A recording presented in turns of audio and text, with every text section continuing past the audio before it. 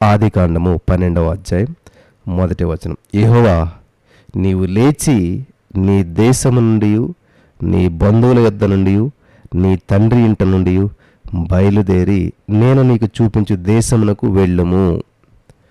స్తోత్రం దేవా, ఈరోజు ఈ యొక్క వాక్యపు వెలుగులో మమ్మల్ని అందరిని నడిపించి బలపరిచి విత్తబడిచిన వాక్యం వ్యర్థం కాకుండా ప్రతి హృదయంలో నాటబడి నూరంతల పంట అనుభవించడానికి కృప చూపించమని యేసుక్రీస్తు నామంలో ప్రార్థించి నమ్మి పొందుకుని విడుదల ప్రార్థిస్తున్నాం తండ్రి, ఆమెన్.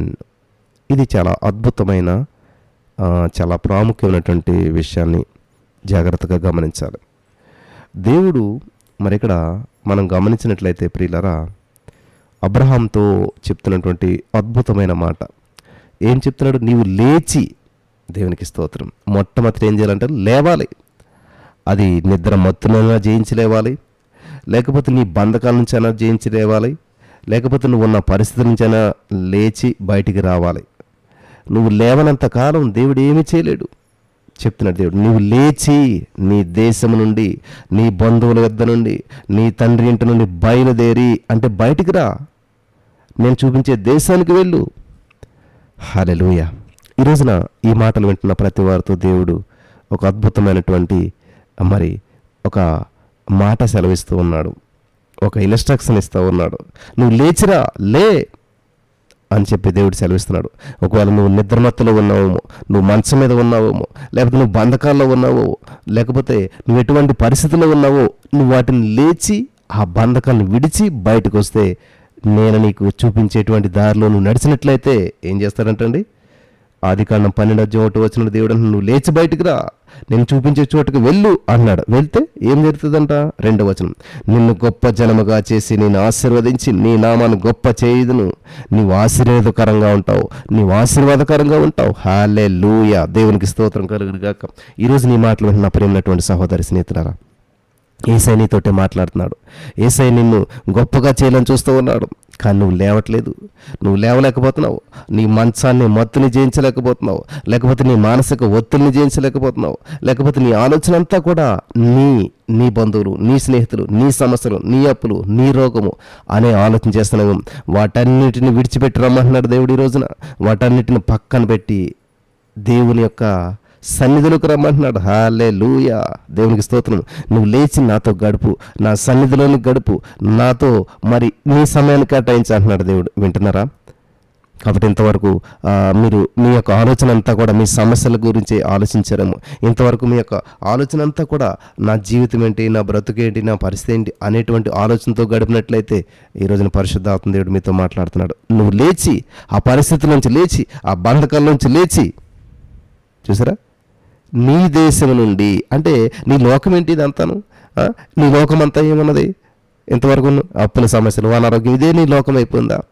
ఇదే నీ జీవితం అయిపోయిందా? ఇదే నీ పరిస్థితి అయిపోయిందా? అయితే పరిశుద్ధాత్మ దేవుడు అన్నాడు, నీ లోకాన్ని విడిచిపెట్టురా, నీ దేశాన్ని విడిచిపెట్టురా, నీ ఆలోచన విడిచిపెట్టి బయటికి రా అని చెప్పి ఈ రోజున పరిశుద్ధాత్మ దేవుడు నిన్ను పిలుస్తూ ఉన్నాడు. నువ్వు స్వీకరించినట్లయితే, హల్లెలూయా, ఈ యొక్క మరి తీర్మానం నువ్వు చేసుకున్నట్లయితే ఈరోజు నీ జీవితం గొప్పగా మార్చబడటానికి అద్భుతమైనటువంటి అవకాశం. హల్లెలూయా, ఈరోజు నీ జీవితంలో పైన మార్పును సంభవించడానికి గొప్ప అద్భుతమైనటువంటి అవకాశం దేవుడు నీకు ఇస్తున్నాడు. నిన్ను గొప్ప జనముగా చేస్తాడంట. హల్లెలూయా. ఎప్పుడు? నువ్వు లేచి నీ దేశాన్ని విడిచి, అది నిద్రమత్తున అవ్వచ్చు, మంచాన్ని అవ్వచ్చు, ఎప్పుడైతే నువ్వు లేచి దాన్ని విడిచి బయటకు వస్తావో, హల్లెలూయా, దేవునికి స్తోత్రం కలుగును గాక. నువ్వు బయలుదేరి బయటకు వస్తావో, నువ్వు లేచి బయటకు వచ్చిన రోజున దేవుడు నిన్ను ఏం చేస్తాడంటే గొప్పగా గొప్పగా చేస్తాడంట.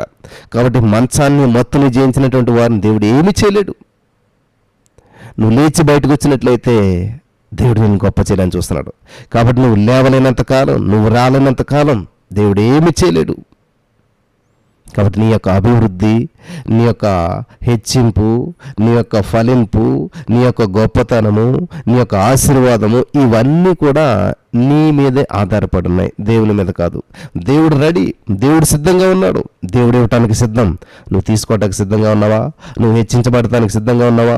నువ్వు అభివృద్ధి చెందడానికి సిద్ధంగా ఉన్నావా? నువ్వు ఆశ్రయించబడటానికి సిద్ధంగా ఉన్నావా? దేవుడు ఇచ్చేసిన ఆశీర్వాదాన్ని స్వతంత్రించుకోవడానికి సిద్ధంగా ఉన్నావా? నువ్వు గొప్పగా అవ్వాలనుకుంటున్నావా? హల్లెలూయా. నువ్వు అనేక మందికి ఆశీర్వాదకరంగా ఉండాలనుకుంటున్నావా? అయితే అద్భుతమైన అవకాశం. లేవటం నేర్చుకోవాలి. హల్లెలూయా. ఎవరైతే లేస్తారో వారు ఖచ్చితంగా ఫలితాలు చూడగలుగుతారు. మనం లేవకుండా దేన్ని పొందుకోలేం, లేవకుండా దేన్ని చూడలేం. హల్లెలూయా.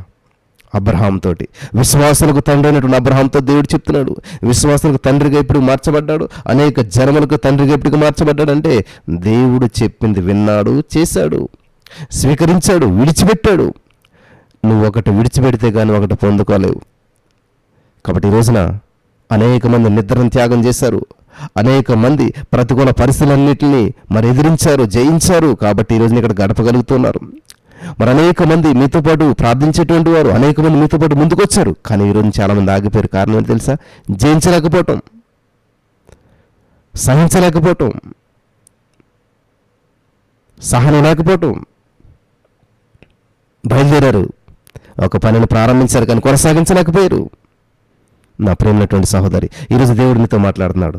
అబ్రహాంతో చెప్పిన మాట, మన తండ్రి అబ్రహాంతో దేవుడు చెప్తున్నాడు, లే.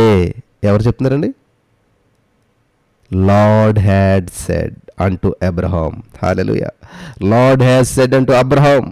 అబ్రహాంతో చెప్తున్నాడు దేవుడు ఏమని? నీవు లేచి నీ దేశాన్ని, నీ దేశం నుంచి, నీ బంధువుల నుంచి, నీ తండ్రి ఇంటి నుంచి బయలుదేరు, బయటికి రా అని పిలుస్తున్నాడు. ఈరోజు నీ బంధకాల్లో మీరు ఉన్నారు. ఎటువంటి పరిస్థితులు మీరు ఇరుక్కుపోయారు, ఎటువంటి అప్పుల్లో మీరు ఇరుక్కుపోయారు, ఎటువంటి రోగంలో మీరు ఇరుక్కుపోయారు, ఎటువంటి సమస్యలకు మీరు బందీలుగా అయిపోయారు, ఎటువంటి పరిస్థితులు గుండా మీరు వెళ్తూ ఉన్నారో, నా సమస్య, నా రోగము, నా అప్పు, నా తల్లి, నా తండ్రి, ఇలా చాలామంది వీటితోటి ఇరుక్కుపోయారు. అలాగని చెప్పి మీ తల్లిదండ్రులు విడిచిపెట్టేసేమనా ఇక్కడ అర్థం? మీ తల్లిదండ్రులు పక్కన పెట్టేసేమనా? వాళ్ళు పట్టించుకోవద్దనా? కాదు. ఆ బంధకాలు నీ తండ్రి బాధ్యత మన తండ్రి చూసుకుంటాడు. నీ అప్పు బాధ్యత మన తండ్రి చూసుకుంటాడు. మొదట ఆయన రాజ్యాన్ని, నీతిని వెతకండి, దేవుడు చెప్పిన మార్గంలో నడవటం నేర్చుకోండి. కాబట్టి లేచి, మొట్టమొదటగా లేచి దేవుని సన్నిధిలో గడిపినప్పుడు అద్భుతాలు మనం చూడగలుగుతాం. హల్లెలూయా. దేవుడు చూపించే దేశం ఏంటంటే ఈరోజు దేవుడు చూపించేటువంటి మరి ప్రదేశం ఏంటంటే దేవుని సన్నిధి. నువ్వు లే, వాటి గురించి ఆలోచించొద్దు. నీకున్న సమస్యల పక్కన పెట్టేసాయి, నీకున్న బంధకాల పక్కన పెట్టేసేసాయి, నీవన్నిటిని విడిచిపెట్టిరా. వాటి ఆలోచనలో, ఆ దేశంలో నుంచి, నీ లోకంలో నుంచి, నీ యొక్క ఆలోచనలు, నీ యొక్క ఊహాలోకం నుంచి నువ్వు బయటకు వచ్చినట్లయితే నేను నిన్ను ఏం చేస్తానంటున్నాడు దేవుడు? గొప్ప జనముగా చేస్తానంటున్నాడు. హల్లెలూయా. గొప్ప జనముగా చేసి విడిచిపెట్టేసేటువంటి వాడు కాదంటే, ఆశీర్వదిస్తాడంటండి. హల్లెలూయా. నిన్ను గొప్ప జనముగా చేసి నిన్ను ఆశీర్వదిస్తానంటున్నాడు దేవుడు. నువ్వు నమ్మిన ఎడల దేవుని ఒక అద్భుతాన్ని చూడగలుగుతావు, దేవుని మహిమను చూడగలుగుతావు. నువ్వు నమ్మి బయటకు వచ్చినట్లయితే, దేవుని మాటను నమ్మి బయటకు వచ్చిన అబ్రహాము గొప్ప ఆశీర్వాదాన్ని చూశాడు, విశ్వాసులకు తండ్రి అయ్యాడు, అనేక దేశాలకు ఆశీర్వాదకరంగా ఉన్నాడు, అనేక మందికి దీవెనకరంగా ఉన్నాడు.